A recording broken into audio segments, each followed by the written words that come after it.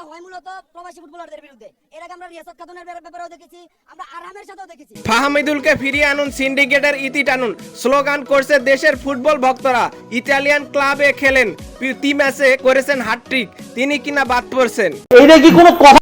হাবিয়ের কাবরিয়ারা বারবার বলিচ্ছে ফাহমিদুল নাকি দলের সাথে মিলিয়ে নিতে সময় লাগবে। দর্শকরাও দিচ্ছে পাল্টা যুক্তি। 18 বছরের ফাহমিদুল জাতীয় দল থেকে খালি হাতে ফিরছেন, আবার অনেকেই এই বয়সে ফুটবল দাপিয়ে বেড়াচ্ছে।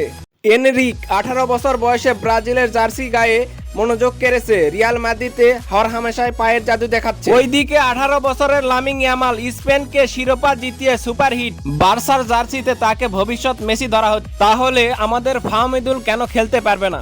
এই দেশের জনগণের জন্য এটা হাস্যকর।